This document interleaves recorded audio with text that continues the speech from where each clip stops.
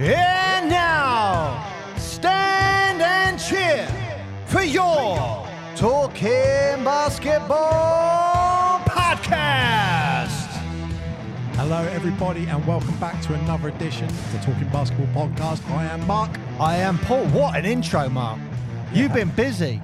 That was. You have been busy. That was not too bad. I think that's one of the better ones we've done so far. Yeah. Well, I've challenged Mark to come up with a new intro every now and again. Every now and then, and see what happens. Yeah. So welcome everyone to another edition of the Talking Basketball Podcast. And this week, once again, we're going to break down some of the games that have been happening and things around in the basketball world. In the basketball world, but I know everyone is dying to know, Mark, where are we in the global comedy rankings for podcasts? Because this is a joke. I don't remember. I told you, but I've forgotten. 833 in the world for global comedy. Thank you, world. Thank you, world. I have no idea why, but thank you, world. That's really weird. Wow, people must be laughing at this. I am. It's one of the things that keeps you going, that's for sure. And a huge thank you, I guess, because Mark, we're staring 10,000 downloads in the face. It doesn't make it. Honestly, every day you look 10K. at it, every day you look at it and you think, no, that can't be us, but it is.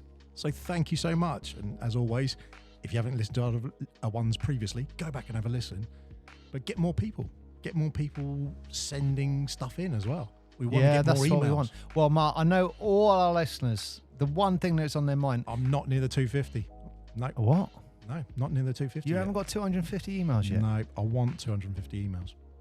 I want them. I might just send you 250 emails. No, because you're going to spam me and make me sign up for something. Right. We need to resolve this. Anyone listening now, please email. What's the email, Mark? ukbasketballpodcast@gmail.com. ukbasketballpodcast@gmail.com. Pick a team in the BBL. The UK's premier basketball podcast. And Mark will have to support that team for the rest of his life. That's the rule. You agreed. I'm getting uncomfortable on the air. You agreed on there. Look, they're all good. All right. I've got a tidbit for you later, and it made me so happy. So happy. Hang on, where's my hat? Oh, it's over there. That's all right. That's good. I need the hat for it. That's why. Oh, okay. That's right. That's well, good. Let's crack on. Who's going first? Get your crack on. You first. Well, I always go first. You want to go first? Go on then. I'll go first. Oh, hang on, Mark. No. I have to go first with this. Yeah, I thought you did. I've just realised. Yeah. Hang on. I want to say a big shout out to the Surrey Scorchers. Mark, they did it.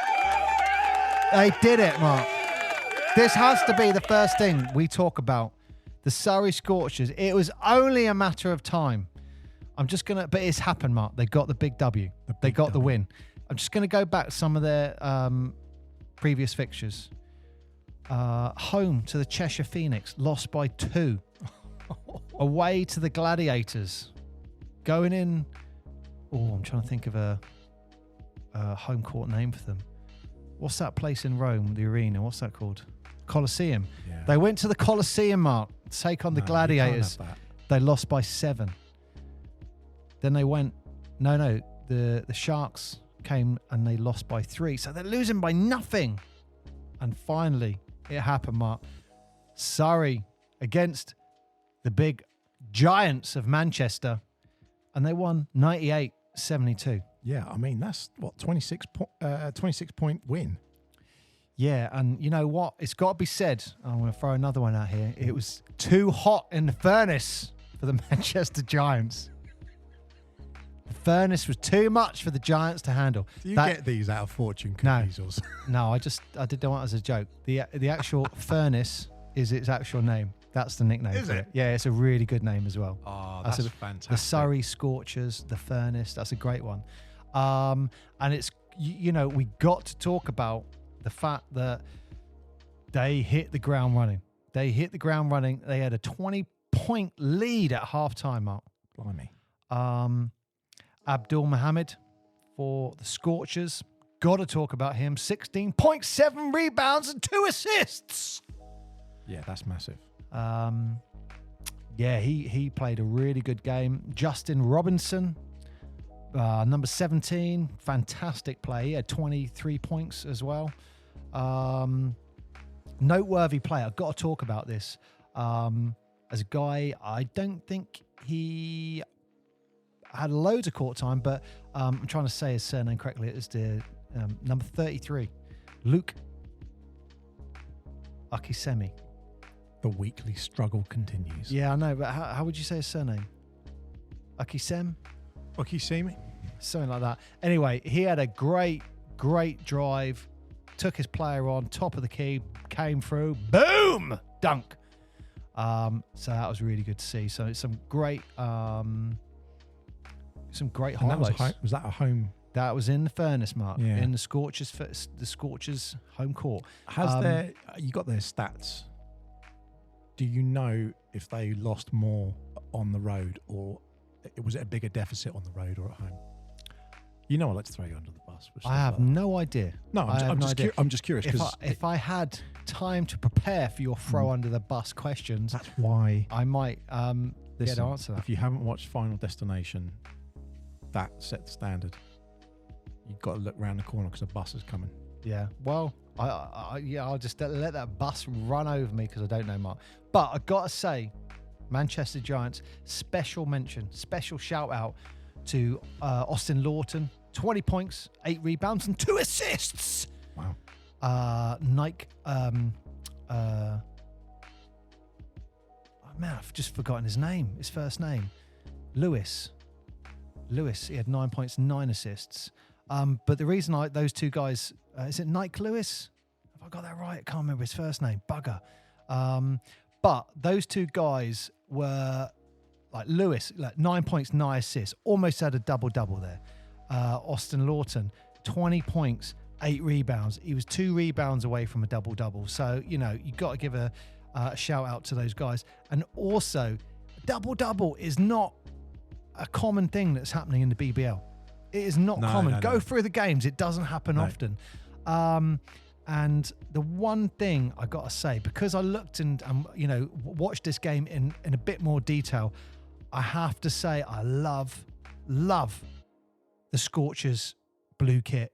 Yeah, it is great. Really what a great kit. It's like that, the blue camo. I don't know if it's a camo or it's like a blue splash thing or whatever.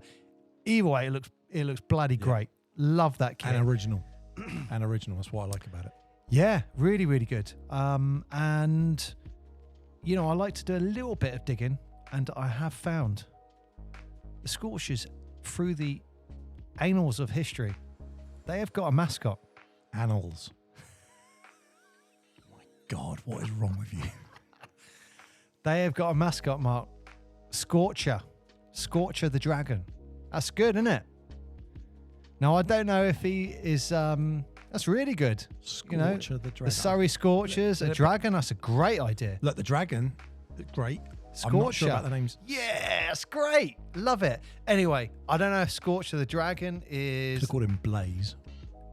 Well, or Scorcher. Anyway. I need to percolate on that. But I love the idea of a dragon for sure. Stuff's a dragon. But the only... I can't see... loads and loads of pictures that are recent of him, so I'm trying to work out if he's in the at the home games or not. I don't know, but okay. You know me, I love mascots. I think it's part of the entertainment package that comes in. So big shout out to the Surrey Scorchers. They got over that hump. We knew it was coming, and you know what? Big shout out to them. They thoroughly deserve it. Do they deserve a round of applause again? Yeah.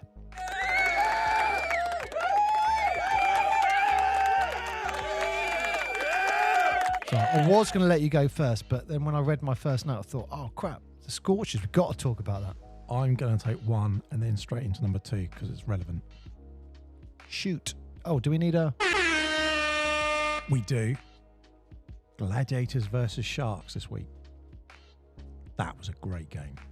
That was a really, really good game. Went into overtime.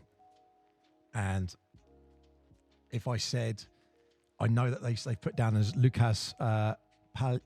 Palza, I believe. I've got it. Paliza. So Lucas, I'm sorry. He was man of the match. Great playing and really, really keeping things going. But Jalen Pipkins kept the game alive for the Sharks. Have you seen this dunk? I'm going to play this to you. Have you seen this dunk? Mark, this is my highlight. This is my last point. I want to talk about this. That's fine. We'll both talk about it. This is a great play. That. Sheffield. Mark, that's Jalen Pipkins, yeah. number 5. Ooh. Now, the note I made about that is, first of all, it looked for a brief moment like he was having trouble inbounding the ball. Yeah, definitely. And then Bennett. Oh, crap. Hang on. What's that? How are you going to say that? How am I going to say that? Cock. The big man, 25 for the Sheffield Sharks. He turns around, receives the ball from Pipkins, gives the ball straight back to Pipkins. And this is the note I made. He goes down the baseline and he jumps from the edge of the key. And this is the important thing on my note. What? It looked, I think, Michael Jordan-esque. It looked Jordan-esque, definitely. It looked Jordan-esque. It had that Jordan, Kobe, even Vince Carter. It had that sort of, it was very, very athletic, but also you thought, I questioned why he had the space. That's the only thing I'd say of Caledonia. Someone dropped the ball there, because look, he runs around here. There's no way he should have that space at that point. And then boom. I mean, that dunk is over someone as well. So did you know that Jalen also... Oh, God, look. Yeah, it's outside of the key. Yeah. That is outside of the key. It's further than I thought. Yeah, foot on the key just as he did it. It's an absolute monster. So that...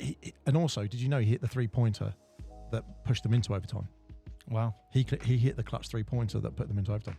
So although Caledonia won, massive shout out to him for keeping them in the game, because that was frankly unbelievable. If you haven't seen the highlight, but British Basketball League have got a load of clips out there for Jalen. That was great. The Gladiators and the Sharks, brilliant game, and really enjoyable to watch, which flips me nicely into my second point. And I'm going to start it off with a clap. And this is going out to the 2 teams in Caledonia. 2 teams? 2 teams. Ah.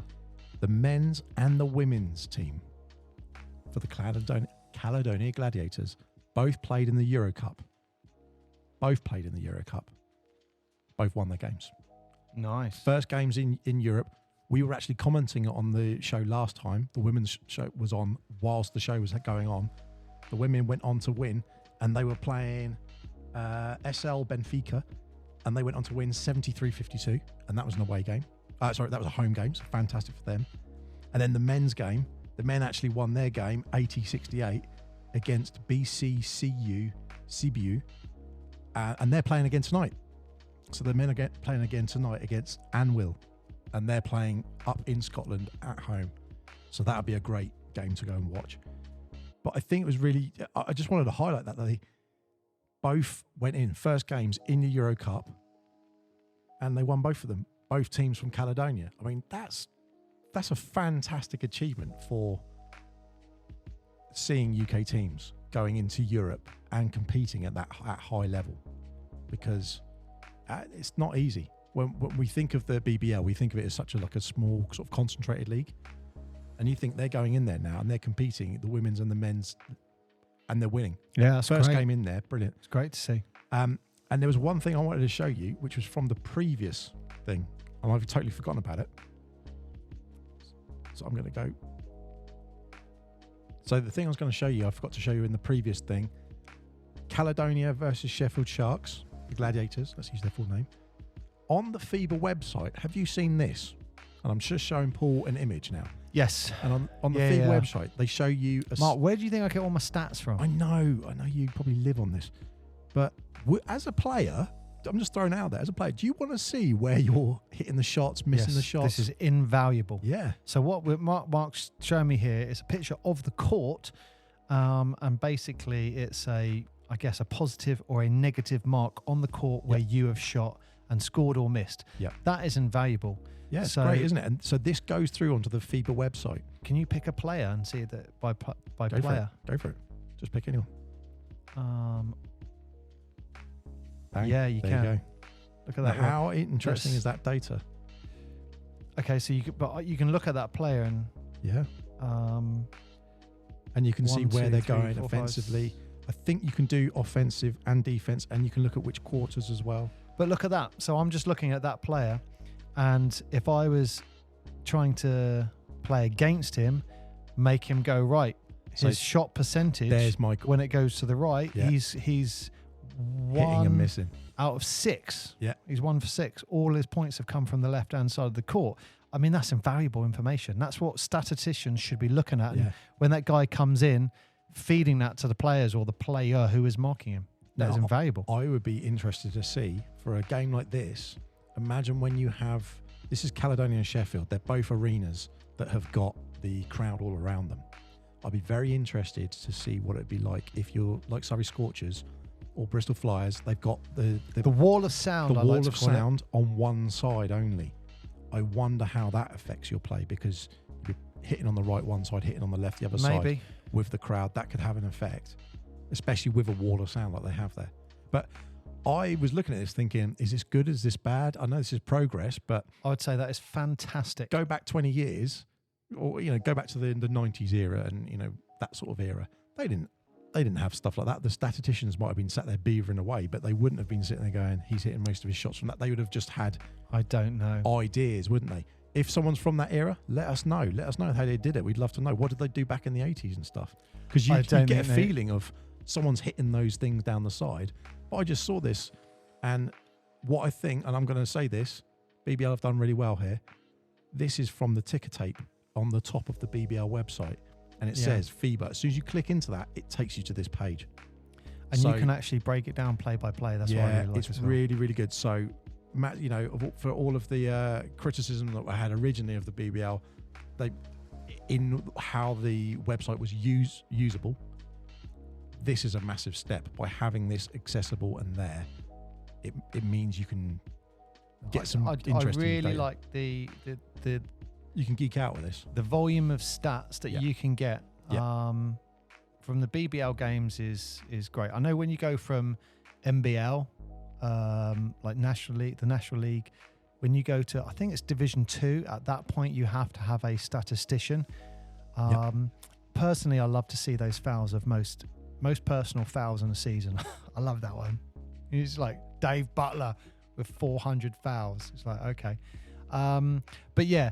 But so by the time you get to the BBL, they are the benchmark for stats, Mark. Yep. And that the quality of information that you're seeing there, just highlights that fact. I mean, it does say on the top, live stats powered by Genius Sports. So whoever's done that, perfect. Great matchup, because that is really, really nice and clear. So done for that. This is for you. That is for you. On to you. Well, I'm going to talk about the Newcastle Eagles, Mark, because it's been up and noise? down. Is there an eagle noise? Is that an eagle noise? Get out. I don't know what an eagle sounds like, but they've been up and down this week. We were watching the London Lions in the Copper Box taking on the Eagles. Arguably, the Eagles should have won that. They should have won that and dealt the Lions the first L of the season. So, are you saying they lost it rather than London won it? Yes, I think I am. And just going back through the last couple of games, and I don't think I'm being harsh saying this to the Eagles, but I think their challenge is closing out in the fourth quarter from what I'm seeing. I mean, look, there was, I want to say 5.5 minutes left, 6 minutes left. They're up by 12. They're in the driving seat. I mean, 12 points is nothing in the world of basketball. But again, for the Eagles, it goes to that fourth quarter where they just can't close it out. Is that a pattern? Are we seeing that as a pattern, do you think? I think so for them this season. Yes, I think so. But you know what? They went back to the Eagles' nest. And it was the Leicester Riders. So, two great teams to watch. Definitely all-stars in these two teams. But, so I've lost my train of thought. Oh, yeah. So, yeah, it was 95-90. That's what I'm back, Mark. And we got to talk about number 0, Ricky McGill. For the Leicester Riders, Mark, he had 31 points, 5 rebounds and 5 assists. Nice. Also got to mention Jordan Johnson again. His name's come up a few times on this podcast. Number 11 for the Eagles. 21 points, 3 rebounds, 3 assists. Another special mention has got to be, and his name's come up a few times on the podcast, and I don't know how to say his first name, but I'm going to say Murren Thomas, number 3. He had a double-double, 22 points, 10 rebounds. So that was for the Riders. But I got to say, I think we're talking about All-Stars here, Mark. These guys got to be looking at the All-Star team. Riders are a strong team. Riders, the games that Riders have been playing, they've been a strong team. So for them to win, I mean, it wasn't the Eagles. No, the Riders lost. Oh, did they? Yeah. So they lost by 5 points. But I got to give a shout out. I do think that Sheffield Shark play by Jalen Pipkins was my favourite of the week. Yeah. However, this was a close second. And it was a great moment from Leicester. Corey Samuels, number 4, big number 4, got a huge block to the disappointment of big man 55 Taj Green. I've got to say, at the play, if you focus on the big man, he's looking like, hang on, I've just been fouled there. Come on, ref. He's disappointed. But anyway, Tevin Ollison, number 2, grabs that ball, goes coast to coast. And I like the fact, as he's going coast to coast, I'm trying to think of the Eagles player who it was. But anyway, he's got an Eagle player right on his back, and he's on the left-hand side of the key, right at the end of going coast to coast. Yeah. And he can feel that contact, and he goes up on the left, comes round to the right, underneath the basket. Beautiful. Boom. Layup, coast to coast. Nice. But it wasn't enough to stop the Eagles from claiming that home court win for them. What was that? How much by? 5 points. I mean, it's a close game, isn't it? They're all close games, and I'm going to get onto this later with one of my points.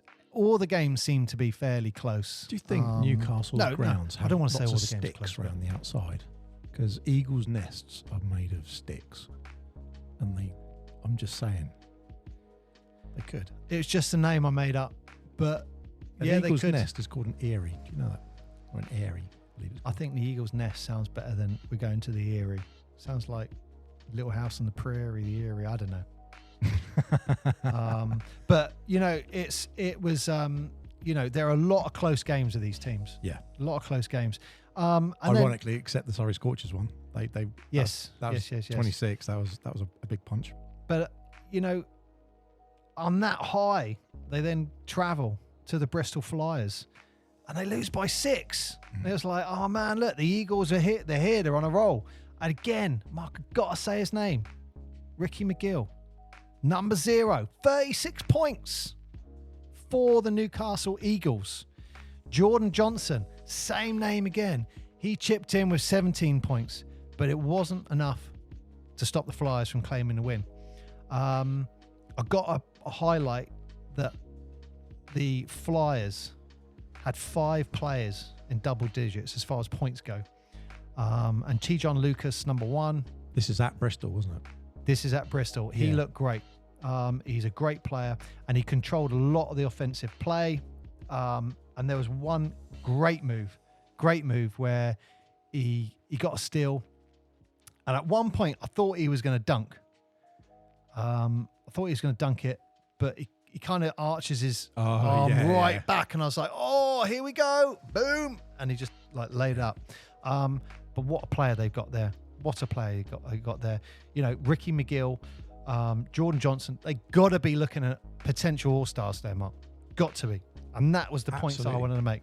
What are you trying to show me on this? Purely on the score. What have I written? 97-83. What did I say? Yeah, you said a 6-point game. Oh, look, mate, I'm tired. You're tired and you haven't got your glasses on. I'm looking at your sheet and it says 97-83. 97-83. So, yes, 97-83. What's your degree in again? Maths? Yeah. So, look, there is some ups and downs to the Eagles, but some great talking points. Some great talking points there. And, exciting basketball. Well, I mean, from going from that exciting basketball, I'm going to take it a different direction. Oh God, what are you going to say? London Lions lost the game. Not in the league. No, Euro Cup. Oh, well, we want them to win Europe. I do. Yeah, but who are they playing? I'm just saying, they actually lost the game. I know what you're saying. When I was on Facebook and it popped up London Lions, and I was like, "Oh man, someone's dethroned the king!" And then I was like, "Oh, it's in Europe. Damn." Yeah, 106, 102. So they only lost by 4, and the team, the Paris team, they were superb. There's no question of it. I would say it went into overtime because of Sam Decker. Now, if you remember, Sam Decker is the MVP from the finals From last year. Yeah, he hit a 3 to go into the final stages, and I don't know if you saw that 3, but that was about as clutch as it gets. It was one of those almost a Steph Curry kind of move. I want to see if I can get it up for you now. The way, not only did he hit it, but in that crunch time, you just think, respect for that. But to lose by that, I think they lost that game. I will go to say I think they lost that game. I think they could have won it. Surprising that they didn't, but you know, I'm going to find a clip. But in the meantime, I would say massive shout out for them for doing that, getting that stage. Paris just played better. They just had a big dunk towards the end as well, and a couple of decent 3-point shots, I'd say.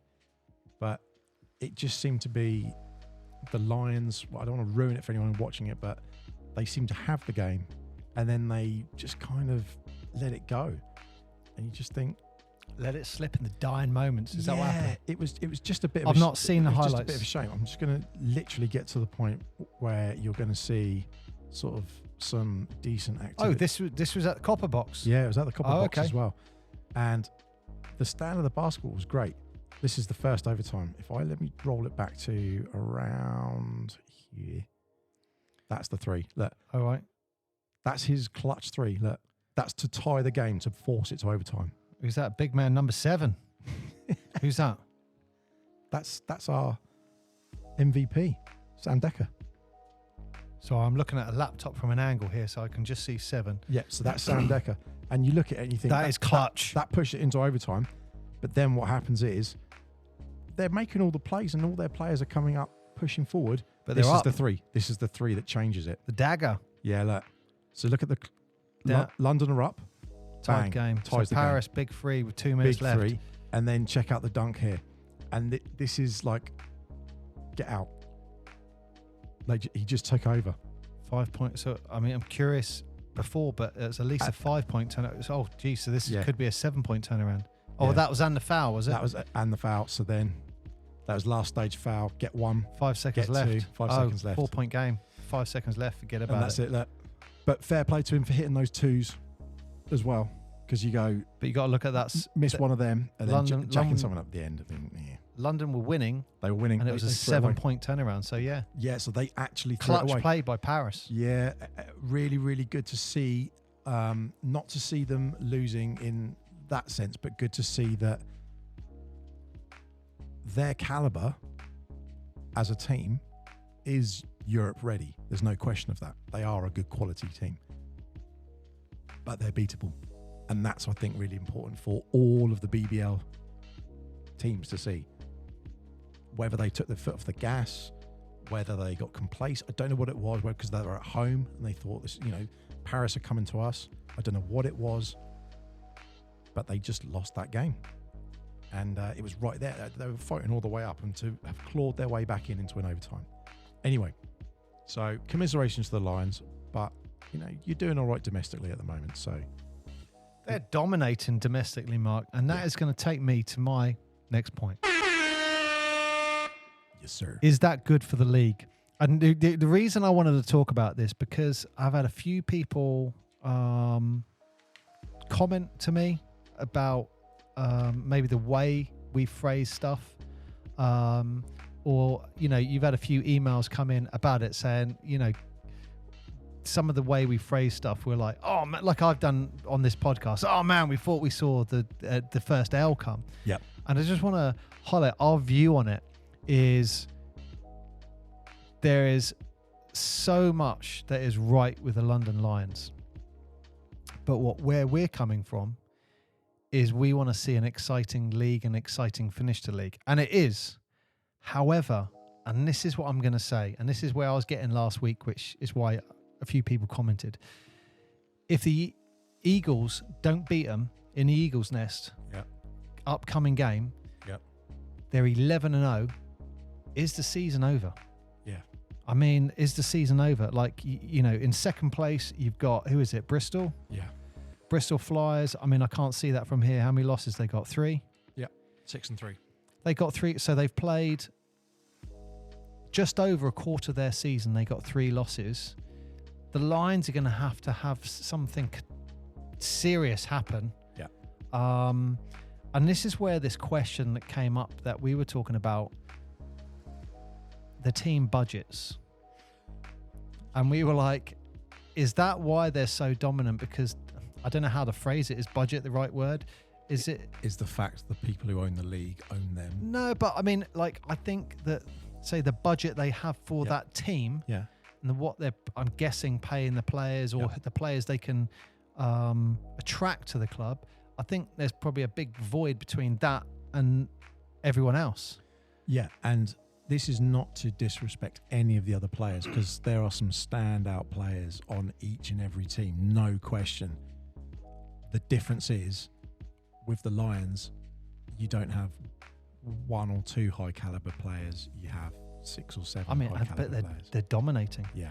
But they're now 11-0. Well, you brought up today, actually, the fact that the actual league has had loads of movement this week, and people have been reshuffling and moving around. But actually, for all of the shuffling and that sort of stuff, London just sit at the top. It's going back to our old statement of there's almost 2 leagues. You have a top 1, maybe 2 teams, and then you have everyone else. And that, I mean, and I said that to you really early. Yeah, and I've been joking saying oh, sorry, I apologise. They're 10-0, not 11-0. No, sorry, they'll be 11-0 if they beat the 11-0, Eagles. yeah. That's where I'm coming from. And you know what it reminds me of? It reminds me of, can you remember, what year would it have been? 1827. No, it wasn't 1827. I'm thinking Formula One. When you had, at Red Bull, you had Vettel and Webber. At Ferrari, it's got to be early 2000s. You had at McLaren, you had Hamilton and Jenson Button. That was 2008. Okay, at Ferrari, you had Alonso and I've got Messi in my head. Massa. You're talking probably 2004, 2005 maybe? I don't know. No, 2008, 2009, this 2010, is before 2011. Yeah, this is before like Vettel just on his way of dominating for that 4-year period. Well, anyway, I loved Formula One. Yep. And then all of a sudden, when it turns to the point where it's like Red Bull on pole, they're just going to drive around and they're going to win. People and all of the focus is on 2012, and all the focus is on 3rd and 4th or the 5th and 6th. Those great races that they're having, and very similar to Hamilton dominating. It's not the first time 5 years. It's not the first time we've talked about the parallels between this and Formula One.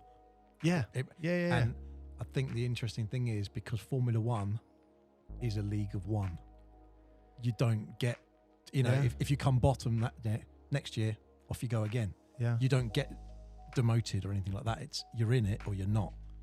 And I think that's what, and with the same thing, who has the money and who has the investment and who has the backing. And Formula One's the same thing. It's like, it doesn't matter who. Sauber have engines from Ferrari, great, but they're not backed by them. So they are not in the same tier. You can see the correlation of what I'm saying. Absolutely. And I loved Formula One. And I used that in the past sense. Yep. Because I love watching it, but I love to watch exciting racing. And when someone's on pole and it's like, okay, they're going to win. Like if you look at Verstappen this season, I mean, he's won. That was a good attempt at his name. What? How do I say it? Verstappen. When the Dutchman has won, The Flying Dutchman. I mean, how many races has he not come first? I think it's like 2 or 3. I mean, when you have that dominance, I do think you'll lose spectators because they go, "Oh, he's on pole. All right, okay." Well, they did ask Michael Jordan, is it the shoes? Yeah.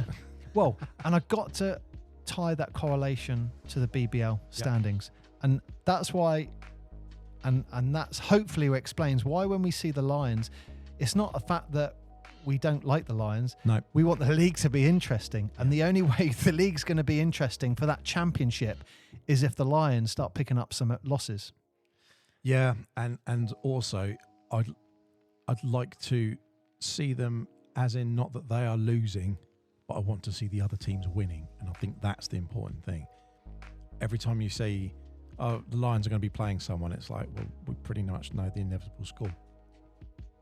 So that's why it'd be nice to see, oh, someone overturned them, which was why when Paris came and they overturned them, and I think in hindsight, the Lions will look back and say, we should have won that game. Once we got it into overtime, Paris were very dominant. They're a great team. There's no question. You're not taking anything away from either team. But at one point, it was theirs, and they just didn't have enough in the tank, which was almost what we see in the league with other teams against the Lions. They've just got more depth. And if you look at the last, I'm just looking through the last 5 games here. So they beat Surrey by 12. Yeah. They beat Sheffield by, 16. They beat Newcastle by 5. That was the close one. They beat Cheshire by 19. They beat Giants by 5. There are those close games when people can do it. And yet, when we look at the table about where people are standing, so I did table last week, you can do table this week. Where are Newcastle? And they got a really close game with the Lions. But where are they sitting? They're 7th. Yeah. They're 7th, currently 7th in the league. Yeah. I mean, and yet they ran them so close. Some of them have played less games than the Lions. Yep. So, that is going to change. If you look at someone like, I think it was Caledonia, they've only played 6 games so far. Yeah, so, Leicester's on 7. But you know what?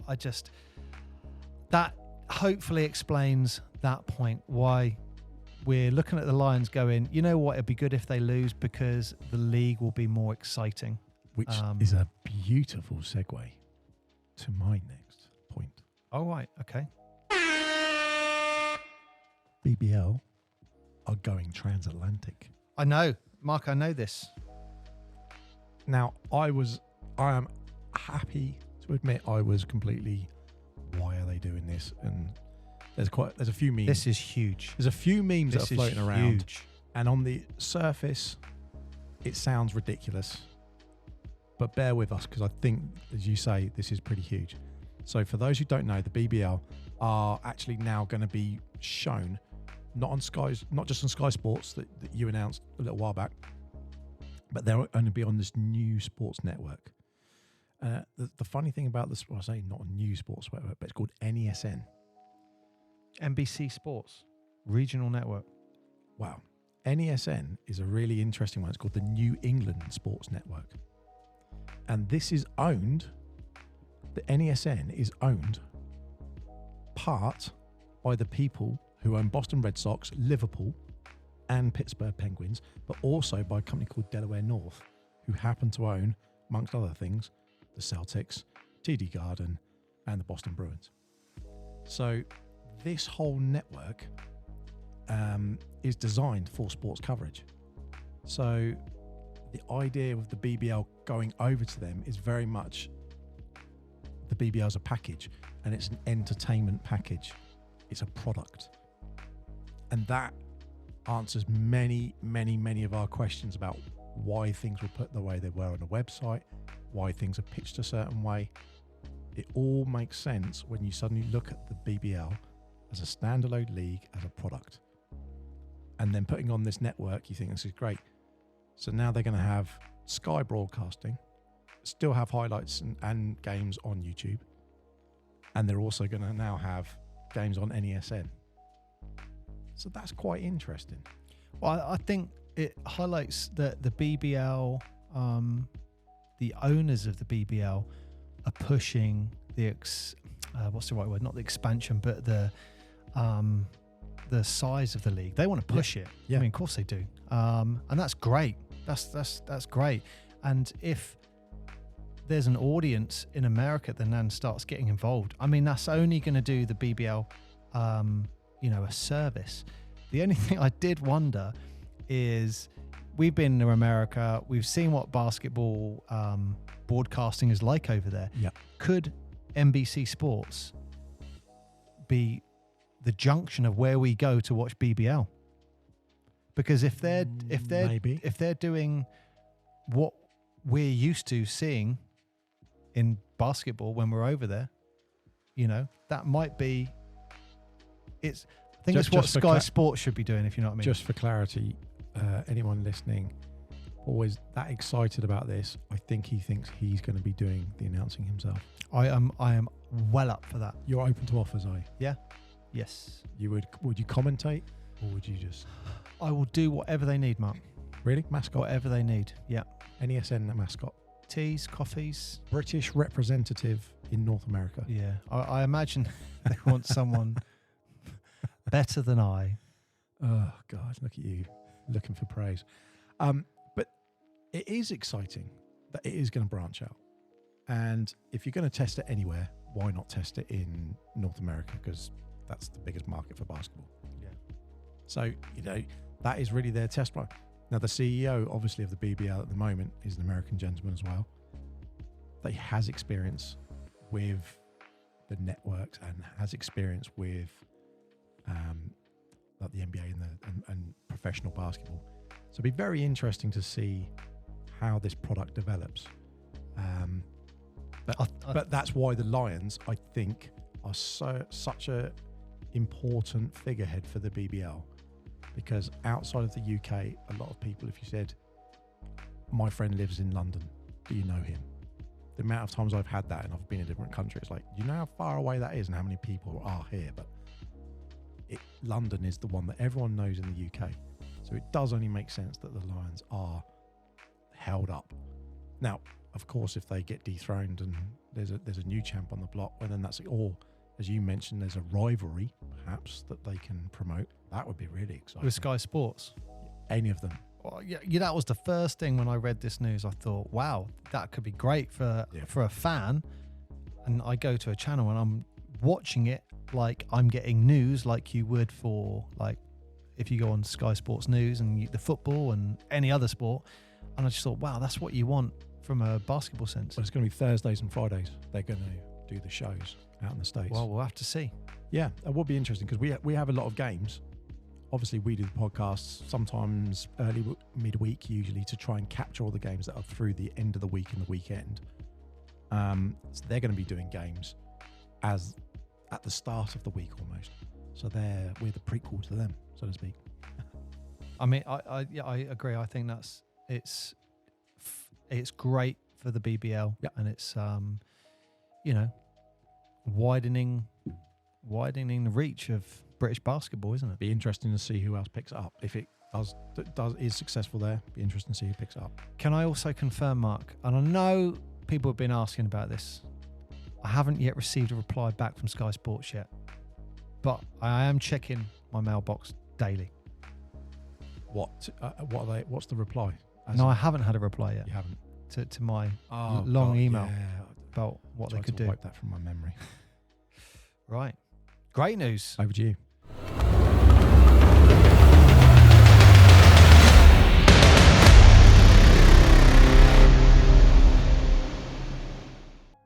Thank you very much for listening to this episode. That is the end of this part.